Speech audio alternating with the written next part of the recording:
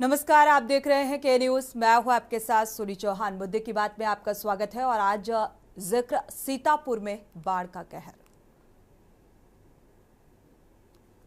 तो यूपी से भारी तबाही मची हुई है। नहर टूटने से कई गांवों पर संकट गहराता जा रहा है और खेतों में फसल डूब चुकी है। गांव में घुस रहे पानी से रहना भी मुहाल हो गया है और बाढ़ की दहशत से खौफ में हजारों जो लोग हैं इस खौफ में रहने को मजबूर हैं। पीड़ित लोग प्रशासन से नहर को बंद करने की मांग कर रहे हैं।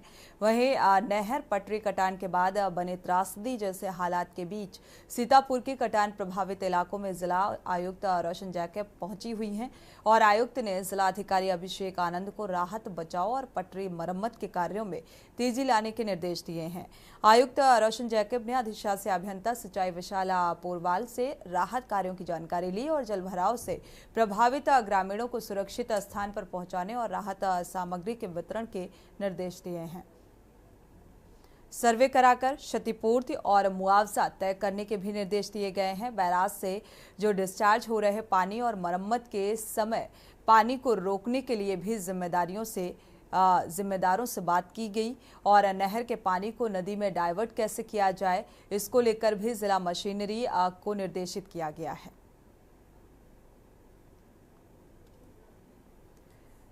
तो फिलहाल आपको बताते हैं किस तरीके से बाढ़ जैसे हालात बने हुए हैं और यूपी के सीतापुर में बाढ़ से तबाही है। नहर टूटने से कई गांवों पर अब गहरा संकट जो है मंडराता हुआ नजर आ रहा है। नहर टूटने से कई गांव इसकी जद में आ गए हैं। यूपी में जल प्रलय की तस्वीरें सामने आ रही हैं। खेतों में फसल पूरी तरीके से डूब चुकी है और जो पानी है वो गांव में घुस चुका है और गांव जलमग्न है।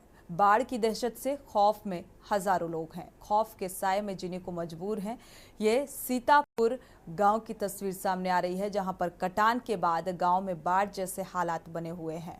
तो यूपी के सीतापुर में बाढ़ की तबाही का मंजर कुछ इस कदर है कि लोग अब डर के साए में जीने को मजबूर हैं। तो ये आप टीवी स्क्रीन पर 4 तस्वीरें देख पा रहे हैं। गोंडा, सिद्धार्थनगर और लखीमपुर खीरी, बांदा की ये तस्वीरें जहां पर आप देख सकते हैं किस तरीके से जलभराव की स्थिति और इससे अंदाजा लगा पाना बेहद आसान होगा कि आखिर इससे जल प्रलय अगर कहा जाए तो गलत नहीं होगा, क्योंकि बारिश जितना फसलों के लिए लाभदायक होती है और ज़रूरत से ज़्यादा अगर बारिश हो तो ये तबाही का सबब बन जाती है। और ऐसी ही तस्वीरें सामने आ रही हैं सीतापुर में बाढ़ से तबाही का मंजर, जहां पर लोग अब दहशत में और डर के साए में जीने को मजबूर हैं कि आखिर वो अपना जीवन कैसे गुजारे, क्योंकि हर दिन ये जलभराव की स्थिति से होकर गुजरना पड़ता है। रोजमर्रा की जो जिंदगी है वो फिलहाल अब लोग डर डर के जीने को मजबूर नजर आ रहे हैं। गोंडा की तस्वीर जहां पर जलभराव की स्थिति, जो गांव है गोंडा, वहां पर जल भराव की स्थिति देखने को मिल रही है। सिद्धार्थनगर की भी कुछ ऐसी ही तस्वीर नजर आ रही है। लोग पानी से होकर गुजर रहे हैं और जल भराव की स्थिति इतनी ज़्यादा है कि आखिर कैसे निकले घर से बाहर, ये सोचने पर मजबूर है। लखीमपुर खीरी की भी तस्वीर कुछ ऐसी ही नज़र आ रही है जहां पर गांव और घर में पानी भरा हुआ है, साथ ही जो किसानों की फसलें हैं वो पूरी तरीके से जलमग्न हो चुकी हैं। और बांदा की तस्वीर भी कुछ ऐसी ही नज़र आ रही है।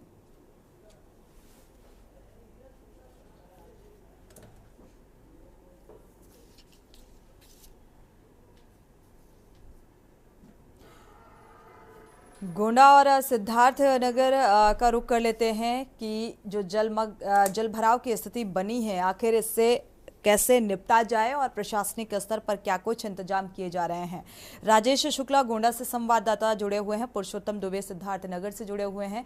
सबसे पहले रुख गोंडा का करेंगे। गोंडा से राजेश शुक्ला हैं। राजेश, अगर गोंडा की तस्वीर की बात करें, जिस तरीके से तस्वीरें सामने आ रही हैं ये वाकई ये बता रही हैं कि स्थिति कितनी दयनीय हो चुकी है यहाँ के आम जनमानस के लिए।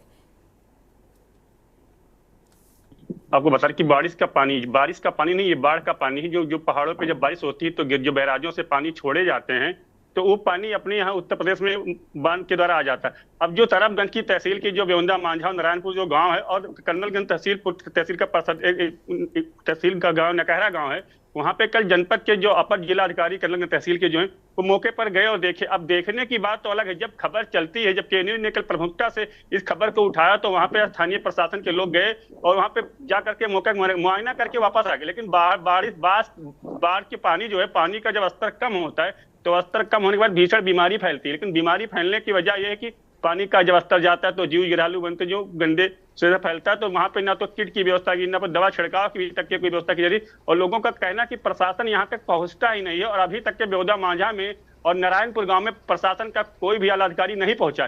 क्यों नहीं पहुंचा कि ये भी सवालों के घेरे में, जब लेखपाल वहां पे तैनात किए जाते हैं, कानून को तैनात किए, तो आखिर लेखपाल क्या करता है? लेखपाल जो वहाँ स्थानीय प्रधान होते हैं ग्राम सभाओं के, उनके टच में रहते हैं और उनसे फोन पे बात करके पूरे मामले की स्थिरी कर लेते हैं और कहते हैं आप लोग गांव की पूरी व्यवस्था देखिए, हम मौके पे नहीं आ पाएंगे। ये ताजा मामला बेउदा मांझा के प्रधान ने बताया कि लेखपाल गांव पे नहीं आते हैं, दौरा करने कोई नहीं। और वहां पे एक स्थिति ये आ गई कि जब बाढ़ का पानी का स्तर नीचे हो रहा है तो लोगों का जीवन यापन धीरे धीरे पटरी पे आ रहा है। पटरी पे जीवन यापन तो आ रहा है, लेकिन उनके सामने पशुओं के लिए चारे की व्यवस्था की संकट हो गई, खाने पानी के लिए व्यवस्था। लेकिन इन सब संकटों को आखिर दूर कौन करेगा? जिला प्रशासन तो कह रहा है। जो जनपद गोंडा की जिला अधिकारी जिला अधिकारी की भी एक बड़ी जिम्मेदारी होती है। ऐसी स्थितियों से जब निचले स्तर के जिम्मेदार बेपरवाह हो जाते हैं तो जाहिर सी बात है जिला अधिकारी को संज्ञान लेना चाहिए। क्या प्रशासनिक स्तर पर कोई संज्ञान लिया गया, निर्देशित किया गया? प्रशासनिक स्तर पे कोई संज्ञान नहीं लगे। हाँ, बस कागजों पे दिखावा होता है और रोज ये मैसेज दिया जाता है कि हाँ की सारी व्यवस्था चुस्त दुरुस्त, लेकिन मौके की व्यवस्था चुस्त दुरुस्त कुछ नहीं। लोग किस तरह का जीवन यापन कर रहे हैं? ये जनपद के जो निचले स्तर के अधिकारी हैं, जिनको एक कार्य दिया गया, बाढ़ खंड के अधिकारी हैं, शासी अभियंता हैं, और जिनको राहत सामग्री आपदा विशेषज्ञ की टीम होती है, जो आपदा विशेषज्ञ की टीम के जो अधिकारी होते हैं वो मौके पर जाते नहीं, तो फिर राहत बचाव कार्य की और वहां पर राहत किट बंटवारे का मामला कौन देखेगा? क्योंकि लेखपाल कानून को ये सब खाना पूरते हैं और अपने उच्चतर अधिकारी को कानून को भी तहसीलदार एसडीएम को, और एसडीएम डीएम को रिपोर्ट दी जाती है कि ऑल इज वेल है। लेकिन स्थितियां कैसी हैं जमीनी स्तर पर, ये कोई देखकर भी अनदेखा करने वाली बात निकलकर सामने आ रही है। पुरुषोत्तम दुबे का रुख कर लेते हैं। यहाँ पर सिद्धार्थनगर की भी स्थितियां कुछ ऐसी ही नजर आ रही हैं। सिद्धार्थनगर में देखा जाए जल भराव की स्थिति से लोग किस तरीके से परेशान और दिक्कतों का सामना करना पड़ रहा है लोगों को। पुरुषोत्तम जी सोनी, आपको साफ तौर पर बताएं कि सिद्धार्थनगर जिले के डुमरियागंज तहसील के दर्जनों गांव जो हैं वो बाढ़ की जद में है। लगभग 5 दिनों से बाढ़ जो है वो भीषण तबाही मचाई हुई है, लेकिन प्रशासन के लोग जो हैं वो जिम्मेदार मौके पर नहीं पहुंच रहे हैं। हालांकि के न्यूज ने जब खबर को कल चलाया था तो के न्यूज की खबर का संज्ञान लेकर जिला अधिकारी जो डॉक्टर राजा गणपति आ रहे हैं, उन्होंने कल बाढ़ प्रभावित गाँव का दौरा किया। ग्रामीणों द्वारा जब उनसे बात की गई, ग्रामीणों ने साफ तौर पर प्रशासन पर आरोप लगाया कि इस बार जो बाढ़ आई उनको नाव तक मुहैया नहीं कराई गई। उस पर जिलाधिकारी ने संबंधितों को फटकार, लेकिन फटकार लगाने से होता क्या है? 5 दिन बीत गए, ग्रामीणों को नाव तक नहीं मिल पाई, आने जाने में दिक्कत हो रही है, जरूरी चीजें नहीं मिल पा रही है, मवेशी सब घर में परेशान है। ये नजारा जो है वो सिद्धार्थनगर का है। जी बिल्कुल, स्थितियां बेहद दयनीय हैं। और पुरुषोत्तम अगर देखा जाए, जाहिर सी बात है यहाँ पर बच्चे भी होंगे जो स्कूल गोइंग होंगे, और जाहिर सी बात है स्कूल जाने में भी काफ़ी दिक्कतों का सामना करना पड़ रहा होगा। जा भी रहे हैं या फिर घर में कैद हैं? जी, आपको बता दें कि सिद्धार्थनगर जिले में करीब 1 दर्जन प्राथमिक विद्यालय जो परिषदीय विद्यालय हैं वो ऐसे हैं जो पूरी तरह बाढ़ से प्रभावित हैं। बाढ़ का पानी विद्यालयों में भरा हुआ है। ऐसी स्थिति में जो बच्चे हैं वो अपने घर पे रह रहे हैं, अध्यापक जैसे तैसे विद्यालय पहुंच जा रहे हैं, लेकिन उनके पहुंचने में भी वो जो विद्यालय पहुंचने के लिए उनको अपनी पाइप निकालनी पड़ती है, जूता हाथ में लेना पड़ता है, बाढ़ के पानी से पैदल होकर विद्यालय तक जाना पड़ता है। जी बिल्कुल, क्या बड़े बूढ़े बच्चे सभी परेशान हैं। और अक्सर हर साल ऐसा लगता है कि ऐसी स्थितियां बनती हैं अगर देखा जाए जल भराव की स्थिति, क्योंकि अगर ज़रूरत से ज़्यादा बारिश होती है तो जाहिर सी बात है पानी का स्टोरेज और कई बार नहर का कटाव और डैम से छोड़ा गया पानी, ये तमाम चीज़ें निकलकर सामने आती है जहां पर एक जल भराव की स्थिति बनती है और वो तमाम गांव जलमग्न हो जाते हैं। और फिर उन ग्रामीणों को, क्योंकि ऐसी स्थितियां बने उससे पहले जो जिम्मेदार लोग हैं वो जागते नहीं हैं और अपनी जिम्मेदारी को समझते नहीं हैं, और इसी वजह से इन दिक्कतों का सामना, ऐसे हालात बन जाते हैं और इसका सामना इन ग्रामीणों को, गांव वालों को भुगतना पड़ता है। गोंडा का रुख करेंगे। राजेश, अगर यहाँ पर देखा जाए प्रशासनिक अमला जो है वो पूरी तरीके से बेपरवाह है, लापरवाह है, जिस तरीके से आपने बताया, क्या यहाँ पर खेतों में भी पानी भरा हुआ है? ऐसे हालात हैं कि लोग घर से नहीं निकल पा रहे हैं, और अगर उन्हें किसी चीज़ की ज़रूरत है घर के अंदर तो फिर वो किस तरीके से क्या कर रहे हैं, किस तरीके से खाने पीने का क्या कुछ इंतजाम है? क्या प्रशासनिक स्तर पर किसी तरीके की कोई व्यवस्था की जा रही है? जी, आपको बता दें कि जनपद गोंडा के बेउंदा मांझा और नारायणपुर जो गांव है जो तरफगंज तहसील के अंतर्गत आता है, वहां पे बाढ़ का पानी खेतों में, हजारों हेक्टेयर खेतों में पानी भरा हुआ, जिससे किसानों की गन्ने की फसल, धान की फसल और जो फसलें बिल्कुल डूब चुकी हैं, उन फसलों का बिल्कुल नामो निशान मिट चुका है। और जिन घरों में पानी भरा वो लोग अपने घरों में तख्त पे रख करके चूल्हे पे खाना बना रहे हैं और किसी तरह जीवन यापन कर रहे हैं। प्रशासन की अगर राहत सामग्री की बात करें तो राहत सामग्री सिर्फ दिखावे के लिए छोटे सा लिफाफे में दे करके ग्राम प्रधान के द्वारा बांट करके इस्त्री कर लेता है। आखिर उस लिफाफे में छोटे छोटे ननिहाल बच्चे हैं, उनके लिए दूध की व्यवस्था, उनके लिए दवा की व्यवस्था, और जो गर्भवती महिलाएं हैं अभी उनकी कोई दिक्कत है तो उनको वहां तक के गांव में एम्बुलेंस नहीं पहुंच सकती। जब नाव ही नहीं है तो एम्बुलेंस कहां जाएगी? रोड पानी में डूबा। समुचित मात्रा जो गांव के प्रधान है वो कह रहे हैं कि हम लोग अपनी नाव बना करके लगाए हैं, प्रशासन ने हमें कोई नाव नहीं दी है, और हम अपनी नाव से अपने गांव वालों को जब कोई दिक्कत होती है तो बाहर ले जाकर बाजार में दवा कराने के लिए, सामान लाने के लिए प्रयोग करते हैं। अब यही चीज है कि करोड़ों रुपए का टेंडर होता है नाव का, नाव के ठेकेदार लगाए जाते हैं, तो आखिर नाव का ठेकेदार जो है, जो करोड़ों रुपए टेंडर नाव के नाम पर निकाला जाता है, नाव की खरीदारी होती है, वो सब नाव आखिर जाती कहाँ? ये भी सवालों के घेरे में है। जब इस मामले पर के न्यूज की टीम ने उन अधिकारियों से बात की, बाढ़ खंड के से, तो बाढ़ खंड के अधिकारियों ने किसी भी प्रकार का कोई सवाल देने से किनारा काट लिया। अब यही बात है कि जब नाव ही नहीं व्यवस्था है लोगों को तो आने जाने के, तो फिर किस तरह से लोग बाढ़ के पानी से निकलकर सड़क के किनारे जहां पे अस्थायी बाजार है, सामान आएंगे या दवा लेने के लिए किस तरह आए? तो इसलिए प्रधानों ने अपने पैसों से खुद नाव की व्यवस्था करवाई है।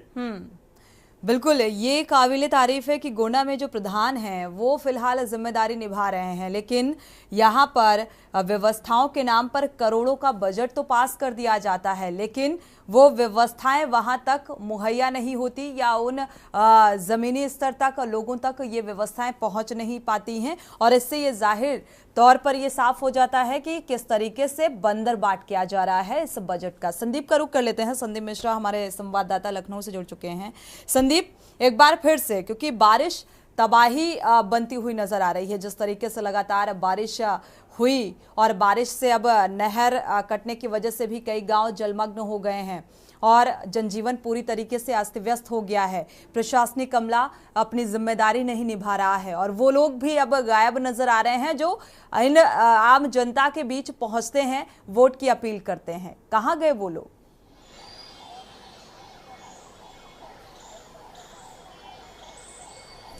सोनी, देखिए एक चीज है कि एक तो बारिश तो है ही है, जो बारिश तबाही लेकर के आती है, और बारिश निश्चित तौर पे ऐसी चीजों को लेकर के लोगों को चौकन्ना रहना चाहिए और प्रशासन को इस पे भी पहले से इंतजाम कर लेने चाहिए। अगर हम बात करते हैं यहाँ पे सीतापुर की बात करते हैं, जो कल हादसा होता है, कल सीतापुर में जिस तरीके से यहाँ पे नहर फटती है, नहर कटने के बाद से जो है लगभग 2 दर्जन से अधिक गाँव जो है जलमग्न हो जाते हैं। हालांकि उन पूरी चीजों को लेकर के विभाग के जो आला अधिकारी हैं वो मौके पर वहां पहुंचते हैं, निरीक्षण करते हैं, फिर उसके बाद जो है उसकी जांच की प्रक्रिया बनाई जाती है। हालांकि फिर उसके बाद से जो है लखनऊ से जल शक्ति मंत्री स्वतंत्र देव जी भी रवाना हो जाते हैं वहां को हालचाल लेने के लिए, जानने के लिए। लेकिन महत्वपूर्ण बातें ये होती है जब नहर चलाई जाती है, कुछ चीज़ों में होता है कि जब बरसात का पानी होता है उसकी वजह से नुकसान होता है, और कहीं कहीं पर जब नहर चलाई जाती है तो उसका पूरी तरीके से ध्यान रखना पड़ता है कि आपकी नहर अगर चल रही है तो वहां पर आपके सीचपाल, सीच पर्यवेक्षक आपके वहां पर मौजूद होने चाहिए, जिससे कि किसी प्रकार से कोई कटान ना हो सके। हालांकि जो घटना घटी है सीतापुर में, उसके कारण, मुख्य कारण यही था कि यहां पर कोई देखरेख करने वाला नहीं था, जिसके बाद से जो 19,500 क्यूसेक पानी जो है वो छोड़ा गया था, और पानी का जो बहाव था वो काफी तेज था, जिसकी वजह से जो है लगभग 2 दर्जन से अधिक गांव जो है वो जलमग्न हो गए। हालांकि ये पूरी जिम्मेदारी जो होती है वो शासी अभियंता की होती है, यानी कि एक्सीएन की होती है, क्योंकि जब पानी छोड़ा जाता है तो उस पर पूरी तरीके से कंट्रोलिंग होनी होनी चाहिए, आपके सीज पर्यवेक्षक या सीजपाल आपके जो मौके पर होने चाहिए, केयरिंग करनी चाहिए, उसके साथ साथ आपके जेई और एई जो होते हैं वो भी मौजूद होने चाहिए, जिससे कि जब पानी के जल भराव तेज होता है तो कहीं ना कहीं अगर थोड़ा सा भी कट होता है तो वो बड़ा कट बनता हुआ नजर आता है। लेकिन ये कहीं ना कहीं गलती है जो अधिकारी हैं उनकी गलती है, जिसकी वजह से ये काम जो है ये हादसा हुआ है और आज देखा जा रहा है कि लगभग 2 दर्जन से अधिक जो गांव जो है वो जलमग्न हो चुके हैं। पूरे उत्तर प्रदेश की बात कर लेते हैं तो उत्तर प्रदेश में लगभग जो है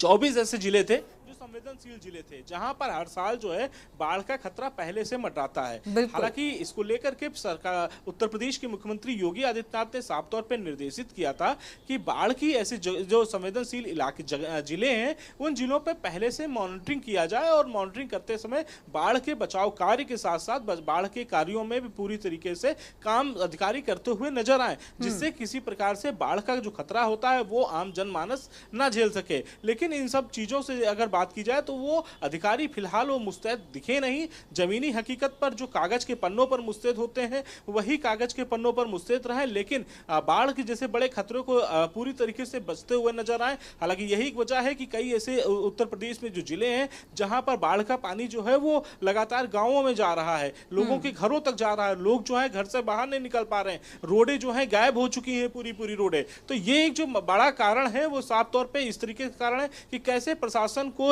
अब तक जो है जिम्मेदारी को अपने कंधों पे लेनी चाहिए थी और फिर उसके बाद से जो है आगे की प्रक्रिया के साथ अधिकारियों के साथ मिल करके काम करना चाहिए था। बाढ़ को लेकर के पहले से तैयारियों के निर्देश दिए जाते हैं, 15 जून से पहले बाढ़ के पूरे कार्य लगभग पूरे कर लिए जाते हैं, लेकिन अधिकारी कागज के पन्नों पर पूरे कार्य पूरे कर लेते हैं। लेकिन हकीकत कुछ और होती है। जब मौके पर आप जाएंगे तो वहां पर जो बोरियों का जो ढेरा लगाया जाता है जिसे बाढ़ को रोकने के लिए, साथ में कैंप बनाए जाते हैं कि किस तरीके से बाढ़ को रोके जाएंगे, लेकिन वो सब मुस्तैद नहीं दिखते हैं समय पर। वजह यही होती है कि जब बाढ़ का जल स्तर तेज होता है तो वो पानी सीधे जो जहां ढाल पाता है गांव की तरफ आता है या कोई कटान पा जाता है तो उधर की उसी तरफ जो है वो रुख कर जाता है। सोनी बिल्कुल, पुरुषोत्तम दुबे का रुख कर लेते हैं सिद्धार्थनगर का। अभी मौजूदा हालात क्या कुछ बयां कर रहे हैं पुरुषोत्तम, अगर सिद्धार्थनगर की बात की जाए?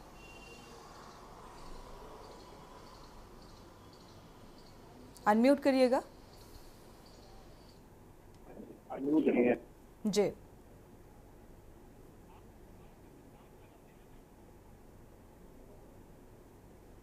पुरुषोत्तम, आपकी आवाज नहीं मिल पा रही है।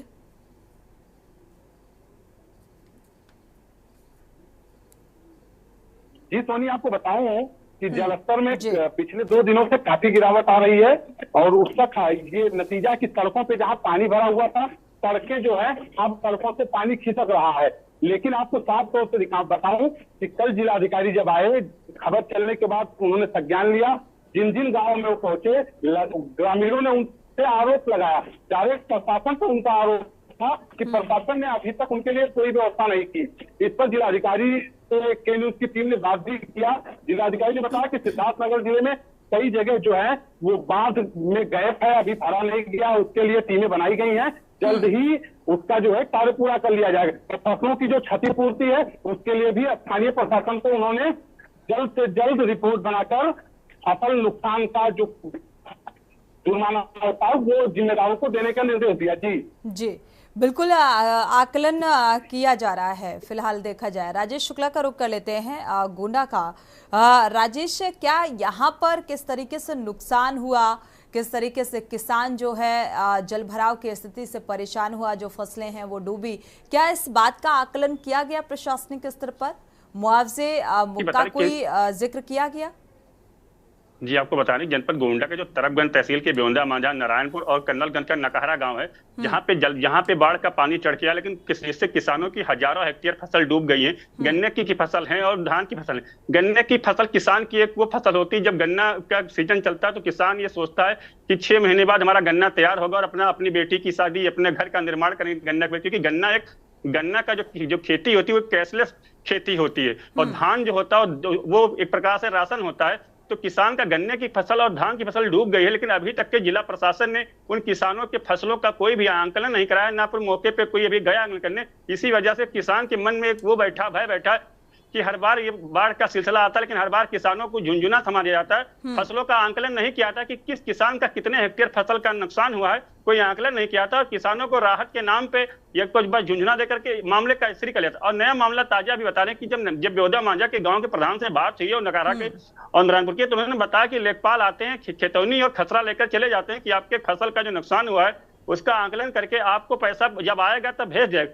लेकिन पैसा कब आएगा कब भेज दिया जाएगा यह सिलसिला चलता ही रहता है। अब पैसा आने का कोई वही नहीं है, तो किसान अपनी मन की भावनाओं को लेकर बैठ जाता है। अब जिससे किसान का लाखों रुपए का नुकसान होता है, किसी तरह फिर वो अपनी भर्ती करके फिर खेती जुड़ता है। हर साल ये सिलसिला चलता है। बिल्कुल, यह सिलसिला लगातार बदस्तूर जारी है। शुक्रिया जानकारी साझा करने के लिए राजेश, आपका भी, पुरुषोत्तम आपका भी, संदीप आपका भी। और इसी बीच एक बड़ी खबर रायबरेली से सामने आ रही है, आपको रूबरू करा दें इस खबर से। रायबरेली से इस वक्त की अहम खबर, रायबरेली के एनटीपीसी में एक बड़ा ट्रेन हादसा हुआ है। कोयला उतारकर जा रही मालगाड़ी से भिड़ंत हुई। मालगाड़ी से भिड़ंत के बाद ट्रैक से ये रेल इंजन उतरा, डिरेल हुआ रेल इंजन। मालगाड़ी के ट्रैक पर सामने से रेल इंजन आने से यह हादसा हुआ। तो भिड़ंत में इंजन ट्रैक को क्षतिग्रस्त करते हुए ये बाहर हुआ है।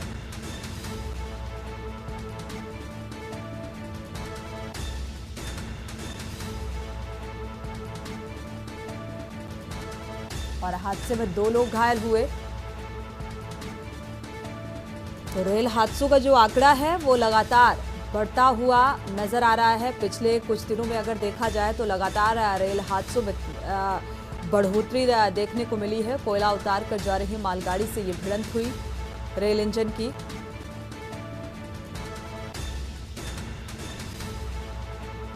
केशवानंद ऐसी खबर पर जुड़े हुए हैं। केशवा, क्या अपडेट है इस मामले में? तो आपको मामला रायबरेली जिले के ऊंचाहार स्थित एनटीपीसी के कोयला हैंडलिंग प्लांट का है, जहां पे झारखंड प्रांत कोयला लेकर के मालगाड़ी में सामने से आ रही जो इंजन है उस पर भिड़ंत हो गई है, जिसमें 2 लोग गंभीर से घायल हो गए हैं। बताया जा रहा है कि जब मालगाड़ी व रेल इंजन से भिड़ंत हुई तो जो इंजन था वो डिरेल हो गया करके जो है प्रशासन मौके पर पहुंचा, राहत बचाव का कार्य कर रहा है। बताया जा रहा है कि देर रात एक घटना हुई मामले को लेकर के, जब मीडिया ने प्रशासन से बात करना चाहा। एनटीपीसी प्रशासन पूरे मामले को दबाने में जुटा हुआ है लगातार, क्योंकि ये जो घटना हुई है ये एनटीपीसी के अंदर, प्लांट के अंदर हुई है। तो कहीं ना कहीं पूरे मामले को लेकर के एनटीपीसी पूरे मामले को दबा रहे। फिलहाल इस पूरी घटनाक्रम में 2 लोग गंभीर रूप से घायल हुए, जिनका इलाज चल रहा है। जी बिल्कुल, स्थिति फिलहाल सामान्य है। जो 2 लोग इस हादसे में जख्मी हुए हैं, देखिए जो 2 लोग घायल हुए हैं उनकी स्थिति अभी सामान्य बताई जा रही है। फिलहाल उनका डॉक्टरों के द्वारा उपचार किया जा रहा है। शुक्रिया केशवानंद इस जानकारी को साझा करने के लिए। तो रायबरेली के एनटीपीसी में ये बड़ा ट्रेन हादसे की तस्वीर सामने आ रही है, जहां पर जो कोयला लादकर ये ट्रेन जा रही थी और रेल का इंजन सामने से आने की वजह से ये भिड़ंत हुई और इसी के चलते जो ट्रेन है, रेल इंजन है, वो डिरेल हो गया और 2 लोग इस हादसे में जख्मी हुए हैं। हालांकि स्थिति सामान्य बताई जा रही है, लेकिन इलाज अभी जारी है।